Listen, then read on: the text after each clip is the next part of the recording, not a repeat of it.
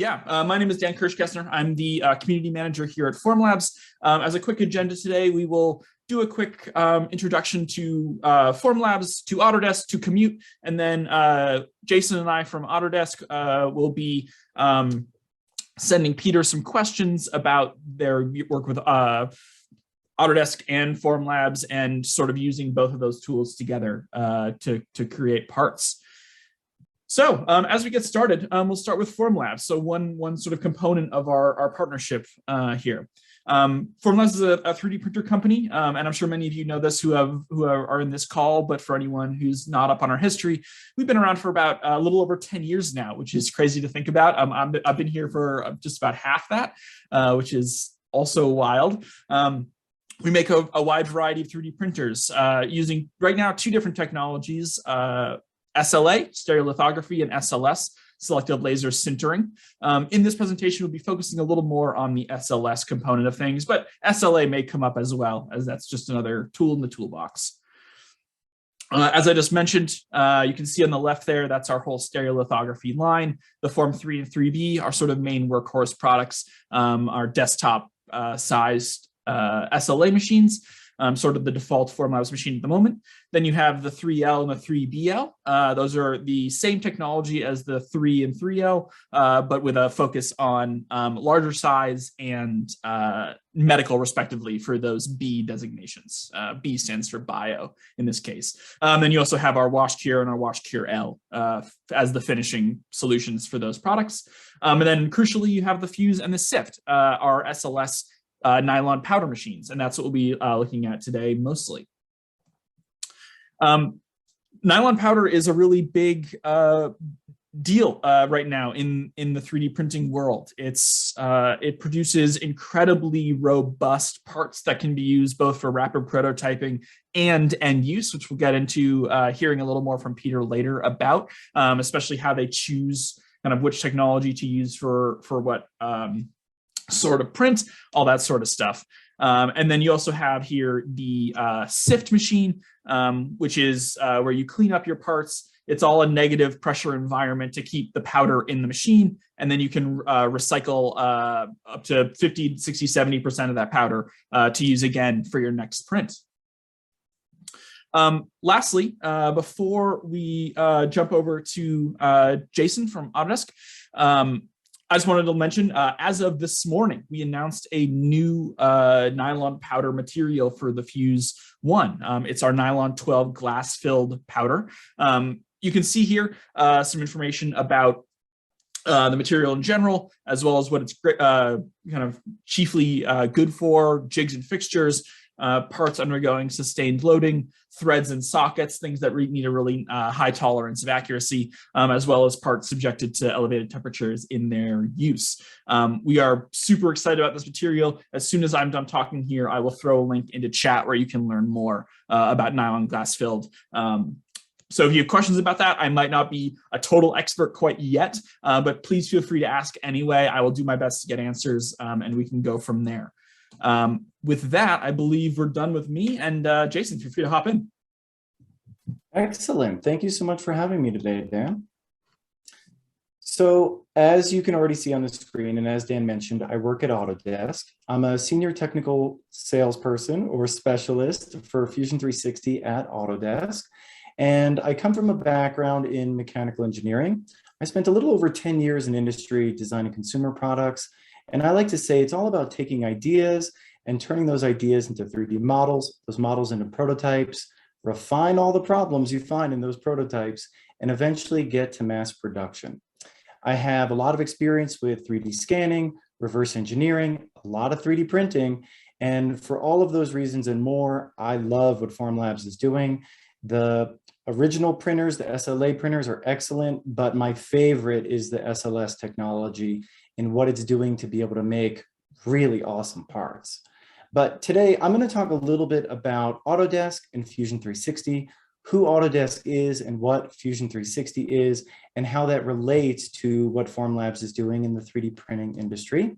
And so to start things off, I'm going to play a quick video, and I'll talk a little bit throughout that video. But we're going to start off by telling you a little bit about who Autodesk is. You might have heard of Autodesk as the AutoCAD company. And it's true that in the architecture, engineering, and construction space, Autodesk is huge. We make software to help you take an idea of a building, a huge project, a bridge, or a tunnel, and turn them into reality. And Autodesk is also really big in the design and manufacturing space as well. And that's, of course, the industry that you're likely in that we're going to talk quite a bit about today. We have quite a few different tools in this space, but what we're trying to do overall is to provide tools for CAD or computer-aided design, CAE or computer-aided engineering, and CAM or computer-aided manufacturing. So it encompasses everything from the initial idea all the way to the end-use product. And that means that it also encompasses a whole bunch of different roles within your organization that achieve those goals. So we're talking about industrial designers, mechanical engineers like me, or product design engineers. And then you have your prototype machinists and even your production engineers. Everyone able to use one ecosystem. And we call that ecosystem a platform.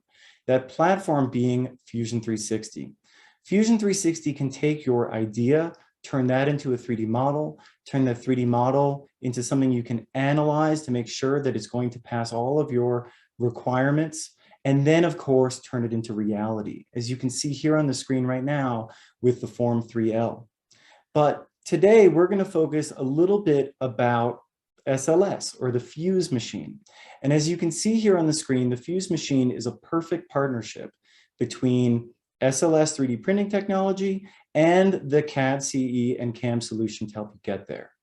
And in Fusion 360 today, for SLS, you can take a group of parts like you can see on the screen right now. You can pack them in 3D into the build chamber. And of course, Fusion 360 already has the Fuse 1 as part of its machine library, so it knows all of the specifications.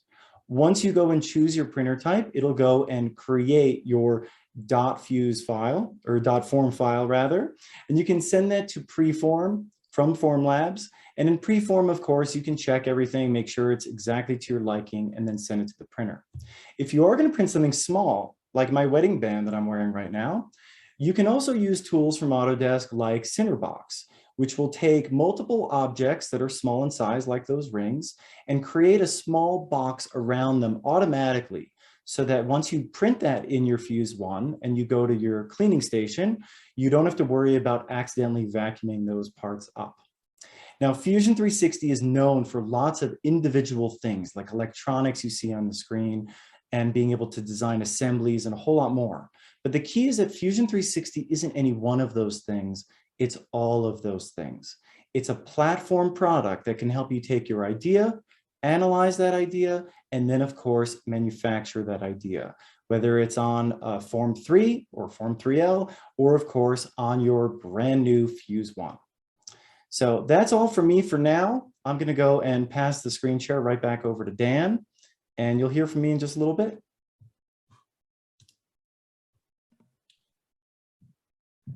Awesome. Thank you, Jason. And now I will jump it over to our next slide here, and Peter can hop in. Awesome. Thank you, Dan. Thank you, Jason, for having me today. And here we'll just bump to the next slide right away. So jumping into KUHMUTE, as you can see on the screen, what we do is we manufacture, design right out of Flint, Michigan, the universal charging network for anything smaller than a car, or better known as micromobility. You can essentially think of us in a way as the Tesla supercharging network for anything smaller than an electric car. Feel free to jump to the next slide, Dan. Thank you.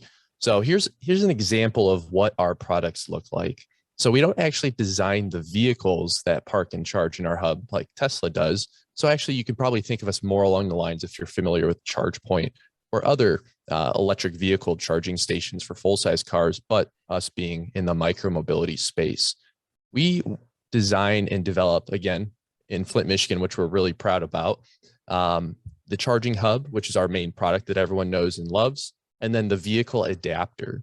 And not to jump too far ahead, but we leverage our Fuse 1 and Autodesk or Fusion 360 to design vehicle adapters at a very rapid pace for each unique make and model of vehicle we support. Feel free to jump to the next slide. So here's an example of a few different vehicles we support. We support anything from your more normal forms of micromobility like scooters and bikes to your a little less traditional, but still as equally important with electric wheelchairs, delivery robots, cargo bikes, and more. I mean, the great thing about micromobility, it fits so many different use cases with all of these different form factors. And we're really excited that they all can park and charge in the same place, really giving the power of choice to the rider depending on their ability and their trip. Feel free to jump to the next slide. So just to give you an overall example of what a charging hub is and how easy it is to park and charge in a commute hub, you simply roll up to a hub, it clicks into place, it automatically begins locking and charging. Bumped a button on my side, apologies on that. And you're pretty much good to go. So it's really exciting that we're able to take this technology we started in 2018, develop it pretty much all in-house, and iterate such a quick pace through additive manufacturing, and be really the industry leader in this space. And that's something we're really excited about. And then jumping to the final slide, here's a little bit of our workflow just to show how we leverage both Fusion 360 and our Fuse 1, and we also have a Form 3 in-house. So that way, again, we can iterate at such a quick pace and make prototypes for electric bikes, electric scooters, wheelchairs, delivery robots, and more. And not only do we design and manufacture in-house the adapter, but we also leverage this additive manufacturing technology throughout the inside of the hub as well for cable management, electronic enclosures, and other things that, it just makes sense, at least at this stage, for us to do it all in-house and have the ability to change things basically daily if we really want to. So yeah, that's a little bit about Commute. And I guess a little bit about me. My background is in mechanical and electrical engineering. I co-founded Commute, again, like I said, in 2018, and we're excited to be part of this webinar today. So appreciate it. Awesome. Thank you so much, Peter. So yeah, like I said, we'll get into some sort of general questions that we've prepared before to ask Peter about their workflow. That being said, if you have anyone has anything in the audience, questions for any of us here on this call, please feel free to drop into the Q&A box, and we'll keep an eye on it. But yeah, Peter, we'll start with something just really general. How did you sort of land on Formlabs SLS and Autodesk Fusion 360 as your sort of default tools? Yeah, maybe we'll start with Autodesk first. So the way we, I guess, found about Fusion 360 is actually when I attended school. I actually had I think a free school license that I used and leveraged in classes. So it was a very easy translation to go from that to using it in, obviously, our now professional setting of designing and developing really critical charging infrastructure across really North America currently. So that's how we really got into Fusion 360, and now we leverage it across our whole product engineering team and mechanical engineering team, and even actually on our electrical side. I know we leverage Eagle quite a bit, and we're going to be using some more Fusion 360 focused, I guess, on electronics components, but still working and getting into that. In the terms of Formlabs, how we got introduced there, I've known about the SLA side of things for quite a while, and actually before we bought our Fuse 1, I didn't know too much about SLS, or selective laser sintering. And this was right when I think we were one of the very first to I think receive eventually receive our Fuse 1, but even to be purchasing a Fuse 1 through Formlabs. I know it was pretty early in the process, and I think you guys were getting it right about time to ship. So we were like kind of in that sweet spot. So we did some research and found that for us, obviously, we wanted durable parts, and in a way that we can sort of do mid to mass quantities in the sense of additive manufacturing, since we didn't want to be buying tooling for each make and model of vehicle we support, because that would be very, very expensive and outside our price range as a startup. So for us, having that ability to print multiple parts at a time was great. And we were looking for a more automated solution to start. We actually came across the Form Cell, and that's what we originally contacted Formlabs about, but then found Fuse 1 was really the best option for us. I think you're muted, Jason. Thank you. No problem. As a follow-up to that, Peter, does that mean you're using the Fuse 1 not just for prototypes, but also for full production with your current quantities that you're making? Yeah, that's exactly right, Jason. The great thing about what we do is throughout our design, maybe lifespan or cycle, we have very minimal changes in manufacturing processes from the original prototype parts, which we might do in just your standard 3D printer where it's like almost like a glorified hot glue gun with a few steppers, and then obviously jumping into the more advanced forms such as SLA and SLS 3D printing. So we have very few process changes from going to prototype to production. And even in some cases, we'll just jump right to the fuse, prototype the part in the fuse, and then make a few changes, print again, and then have that exact part that next time or the version after, depending on how many changes we need to make. That's pretty incredible. I have to say, you know, as a mechanical engineer myself, I used to design parts that I knew ultimately might be injection molded, but then I had to go and redesign it slightly just to be able to prototype it using the 3D printing technology that I had available. And what's incredible, what you're doing is that because you're going to be using SLS for both the prototyping and for the end parts, you don't have to go through nearly as much redundant work, and you can just nail down that design much faster. Yeah, it's all about speed and minimal process changes, which is exactly what you're saying. And again, in the end, it saves you money, which we all love. Yeah. Yeah. They say cash is king in startups, don't they? That is true. Yeah.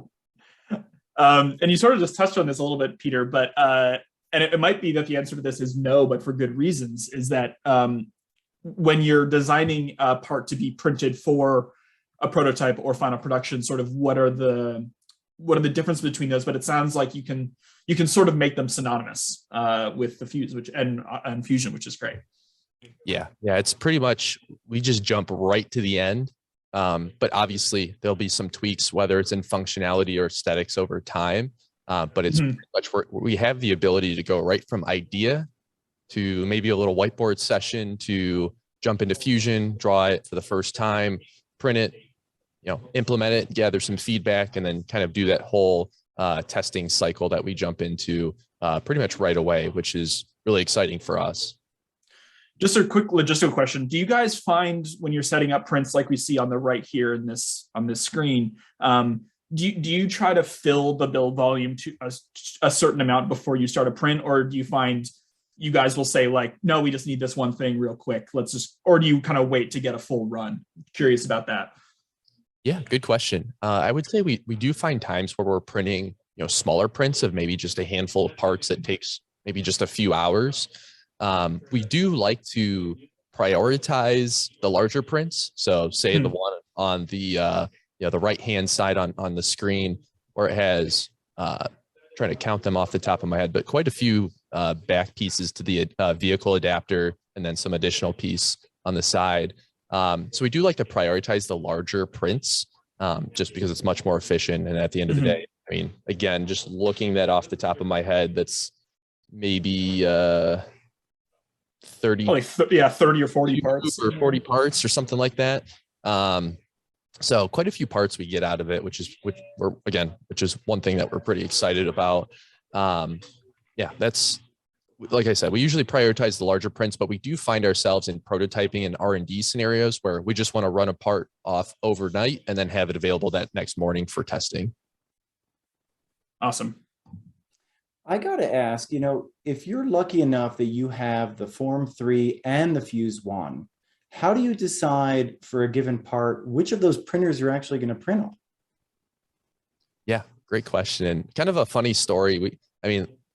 Before we got in contact with Formlabs, I think we are maybe the only customer that jumped into the SLS side of things before we got into the SLA printers at Formlabs, which is kind of interesting since they're widely known for their SLA machines. But in terms of what machine to choose, because we have the traditional, I guess, FDM or FFF 3D printers here. We have a small print farm of those. We have the Fuse 1 with SLS.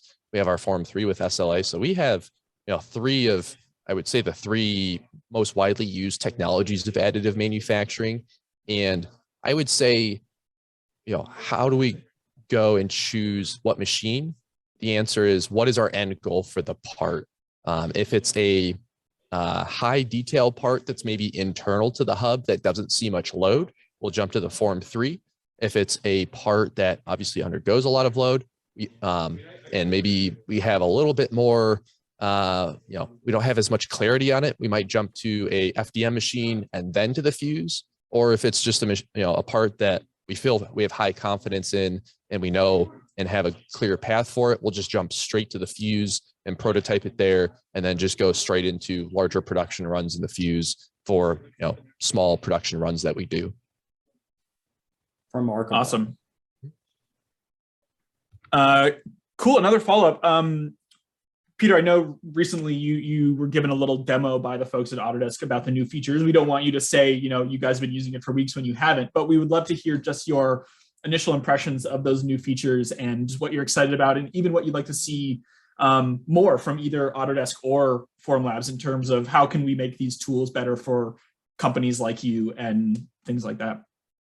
Yeah, great question. One of the things that we were actually really interested in that I've never heard before until last week when we had the demo was the center box sort of technology, or maybe it's or just process more is more maybe a better word.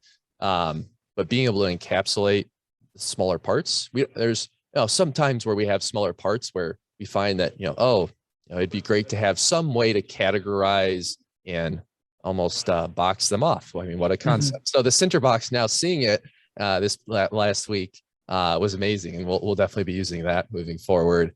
And then just the process, I think there's a lot of really interesting and unique post-processing or processing, I guess more in the lines of even on the SLA side with structural support, orientation, things that when you change it in CAD, it automatically changes it in the build chamber.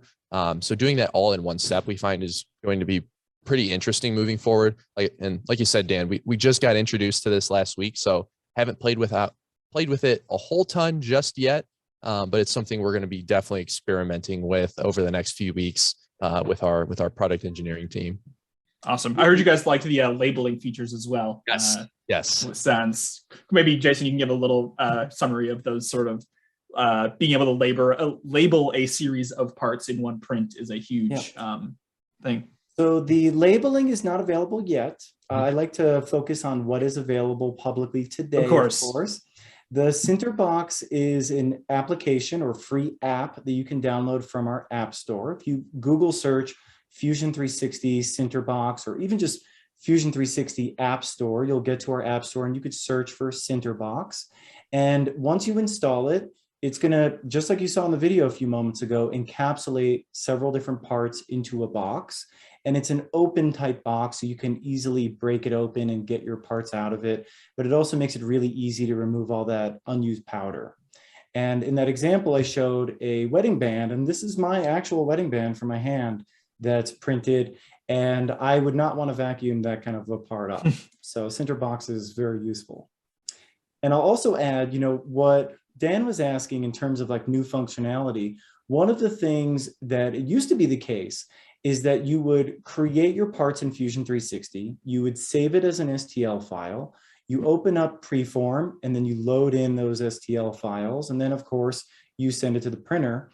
But Fusion 360 is not just CAD, right? I talked earlier about how it does a whole lot more than that. And on the manufacturing side of things, not only can we control the water jets, lasers, plasma tables rather, lathes, and also milling machines, but you can also control certain 3D printers. And with this partnership between Formlabs and Fusion 360, now you can actually build that build plate in Fusion 360 parametrically, I might add. So if you end up changing your design, everything will update in your build chamber, which is cool. And then you can send that file over to Preform to actually go and print. So we started this off with SLA, and then now, of course, it's available for SLS. And for the record, Formlabs Fuse 1 is the very first 3D printer available from SLS technology standpoint. And we're so excited about this partnership and what that allows for our customers to be able to do. We're super excited as well. Jason, while you're going here, I think the two questions that's in Q&A might be specifically for you if you'd like to Sure, I see that now. Take those. Someone was asking about Mesh Mixer. So for anyone that doesn't know about, what Mesh Mixer is, it's another Autodesk software. It is specifically a mesh-based editing tool. So you bring in a object and it will convert it to a mesh if it's not already a mesh. And then you can manipulate the mesh in a variety of ways. The thing that it does that I love that Fusion 360 does not, at least not yet, do is the surface topology manipulation. So you can actually grab a shape and pull objects off of it, so to speak. So it's much more of a sculptural tool. In Fusion 360, we do have the form tool set that does something similar, but when it comes to like really editing meshes, Mesh Mixer is in some respects unbeatable. It's pretty cool stuff. The question someone was asking is whether Fusion 360 will replace Mesh Mixer, and is Fusion 360 free to use? So Peter mentioned earlier that he started using it in college. So we have an educational license that's free for 3 years. It is not for you to be a student of life, so to speak. It's meant for students of accredited institutions, but it is free for students. We also have a free version. Some people will call it the hobbyist version. We prefer to call it the personal use version, and it is free for you to use as long as you are using it for personal use. If you wanted to 3D print keychains that you sold on Etsy, that's fine too, as long as you are with below a certain threshold. But if you're working at a company like KUHMUTE or Formlabs or a car company, or you're designing something that you're big time, please get the commercial license. And keep in mind, we're talking about $495 US. It is the most affordable professional grade CAD, CE, and CAM software on the planet. So to answer your question more directly, I don't believe Fusion 360 is going to replace Mesh Mixer, at least not today or anytime soon, because as I mentioned before, Mesh Mixer can do some really cool stuff Fusion cannot yet do. But when the time comes that maybe Fusion can do it, it could be a different conversation, but I don't think that's going to be anytime super soon. Awesome, thanks. Great. Oh, and the other question there, Jason, might be about if the Cinderbox application is available for everyone. That might be. I'm sorry, say it again, please. That second question there might be whether the Cinderbox application that you mentioned is available to everyone. Absolutely. It's completely free. So you'll see that we try our best to constantly innovate on the software. We have an update every 6 weeks on average. And that includes not just bug fixes is what I meant, or things like that, but it's also new functionality like the Fuse One integration. But sometimes we want to be able to release things even faster. And so the App Store is a great way to do that. So it's a completely free app, still made by Autodesk, available on that App Store. You can install it on Windows or Mac. And once you have it installed, it's up and running. I'll put a link to it in just a second while you ask the next question, Dan. Awesome. That sounds perfect. Yeah, Peter, we can jump back over to you, but obviously the last couple of years, we don't need to harp on it, has been crazy and filled with a lot of change for everyone. But would love to know how both tools sort of supplemented the way you guys have been able to work over the past, couple of years of craziness. Yes. So I would say digital manufacturing has provided a lot of flexibility to teams, including ours, especially in this weird, wacky time of a pandemic that we're still somewhat seeing linger on, unfortunately. But, the time where we had our team work from home, it still proved through digital manufacturing it's allowed us to still have, I would say roughly within a few percent, still the same efficiency and progress towards manufacturing, prototyping, and R&D that we still had when we were in the office. So we've been pretty fortunate in the sense that we've had these tools and technologies available to us. And again, the way we were able to select these is they were within a price point that a younger startup like ours was able to achieve and make sense of and have that immediate value, which we think is really the biggest piece, is the immediate value that we see out of both the CAD software coupled with the manufacturing processes that you have in-house. So yeah, that's really, it allowed us to keep the efficiency and uptime that we saw pre-pandemic. And that's really the biggest plus that we saw. That's awesome. Yeah, we saw a lot of that as well, especially when, you can have two people on opposite sides of the country. If they both have Fusion or another piece of kind of collaborative CAD software and they both have a Formlabs printer, you can, people can send files back and forth and print them independently, and you can be pretty confident you'll get an almost identical part, no matter where you are in the world, by using the same piece of technology. So that's been a huge boon for us, and something we're really proud of over the last couple of years, that we've hopefully helped people be able to do that a little more. And if I can add to that, yeah. When I was in industry, I was a mechanical engineer, designing consumer products. And this was well before the pandemic. I was one of the very few mechanical engineers that actually did work remotely. When I worked in our office, we had an entire prototype lab with very expensive, fancy 3D printers, and they were running nonstop. And the day that I started working remotely was the day that I lost as easy access to those 3D printers as I was used to. And at the time, I got myself an FDM printer, and it really just never matched the quality of the prints that were coming out of those big monster machines. And what I love about the SLA technology is everyone can have their own printer, no problem. And what I love about the Fuse One within the SLS community is that the Fuse One is affordable enough that it is viable for mechanical engineers to have their own. And it's just opening up a lot of doors that I didn't see open before. So it really blows my mind what's possible. Absolutely. Yeah. I think we're getting down to the end of our kind of prepared questions. So we'll give folks another couple minutes to drop anything they have into Q&A. But yeah, thank you so much for everyone's time today. This was really great. If you go to, I'll actually grab the link right now. There's a joint Formlabs and Fusion webpage that gives a lot more detail into our relationship with Autodesk, what Commute's up to. We've got a great blog post up with them as well. And also a big thank you to Peter as well for being so generous with your time. We know you have a business to run, and we really appreciate you pulling out for an hour to chat with us and yeah, talk about what you guys are working on. Let me pull that page up really quick. Anything more from you, Jason, while I'm doing that? Yeah, I have a question. Dan just mentioned that today the glass-filled nylon 12 was released. How do you think that's going to affect your 3D printing at Commute? Like the whole point that you were saying earlier is that the SLS prints are already super strong. What kind of applications do you think that you'll end up using the glass-filled versus the standard nylon 12?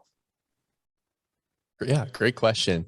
So yeah, we're pretty excited about the glass-filled nylon because it allows us to take it to almost the nth degree in terms of durability. I mean, the vehicle adapters that are on scooters and bikes that are deployed throughout North America with our charging network, they see a lot of abuse. If you're familiar with the shared scooter and e-bike world of micromobility, you'll know that some people aren't the nicest towards these vehicles. Especially in shared public settings. So we're excited to have a material that's even more stronger than what we've had in the past, just so that way we can have just that much of a stronger part for our end use parts that we produce. So overall, I mean, most people probably won't even notice, but us internally, we always strive to have that much stronger of parts, that much better of a user experience, and this is something that we're pretty excited about. I can see that. I didn't tell you this before, Peter, but I have a Segway 9-bot ES4. Oh, awesome! It is a wonderful little scooter, and mine goes 20 miles an hour. It goes really fast. Oh, yeah. Mm-hmm. One of the things that I noticed on that is where it attaches, like where the vertical post attaches to the rest of the scooter. Always, I end up having to retighten the screws, no matter how much Loctite I put in there. And I think a support structure printed on the Fuse One with the glass-filled powder could be absolutely perfect for an application like that too. Oh yeah, no, that would be a perfect use case for it. Since I don't have my own printer yet, look out for a file from me. All right, I'll check my email.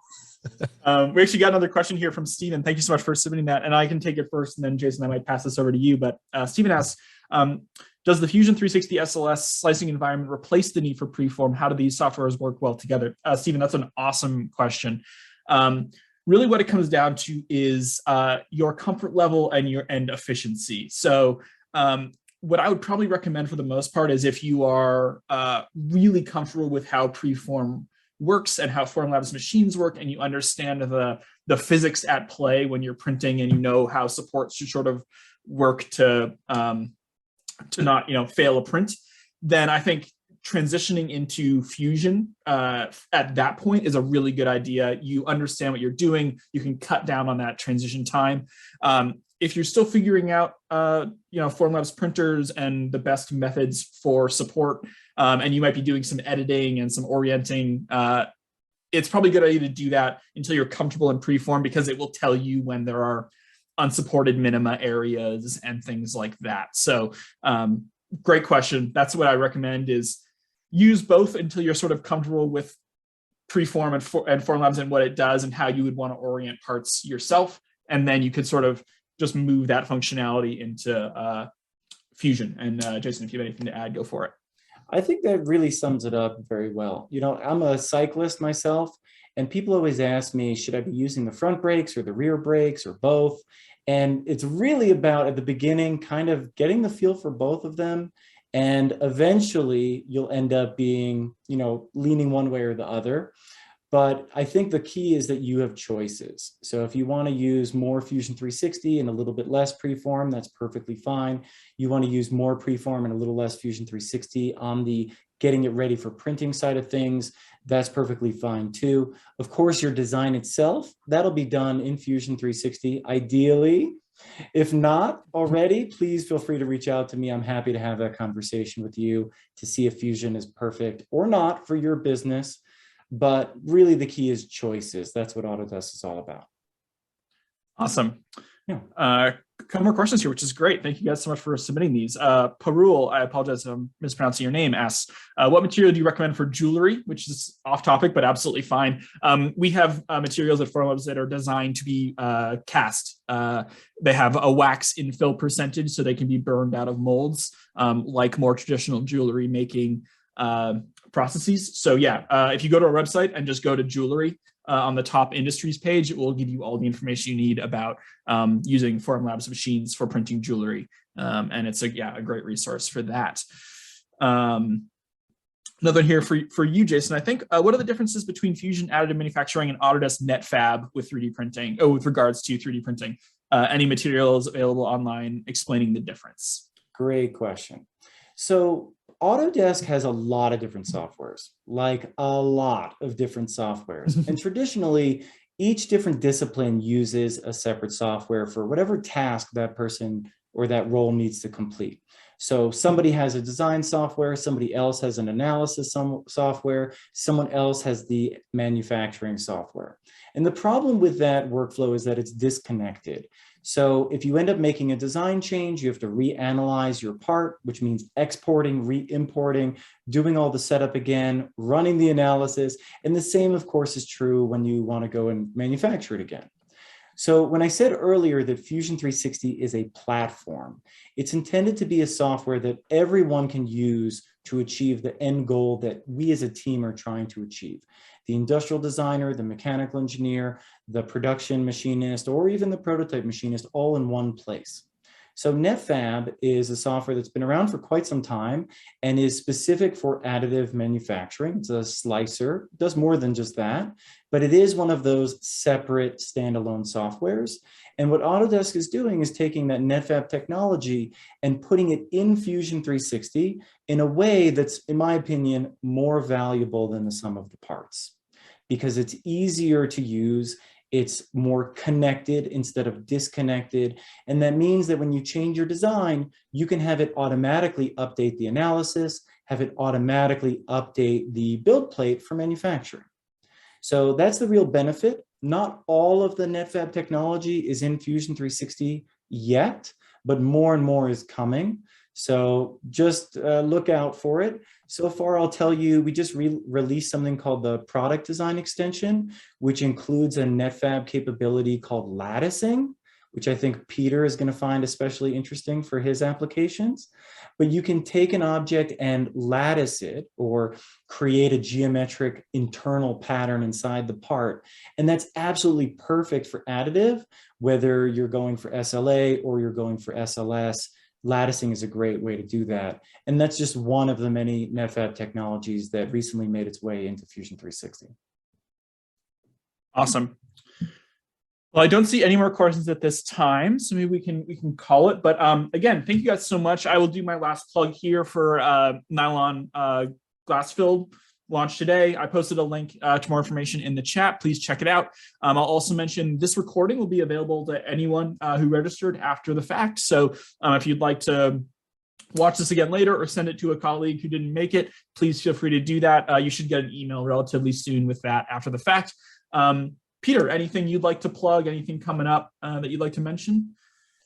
Just, I guess, thank you for having me today. And if anyone has any questions or just wants to talk micromobility or sustainable transportation, feel free. I know I put my email in the chat earlier. It's peter@kuhmute.com, or you can feel free to reach us at our website, www.kuhmute.com, and that's KUHMUTE. Awesome. Thank you so much. There, Peter. Yeah. And Jason, same to you. Anything you'd like to plug from the Autodesk side looking ahead? Thank you all for your time today. And just know that Fusion 360, great piece of software, but it pairs incredibly well with the Formlabs product. I think KUHMUTE is a great example of a customer that is a customer of Autodesk's and also a customer of Formlabs. So I'm super excited and thankful that I was able to be here with everyone today. Awesome. Thanks, everybody. Have a great rest of your Tuesday, and we'll see you next time.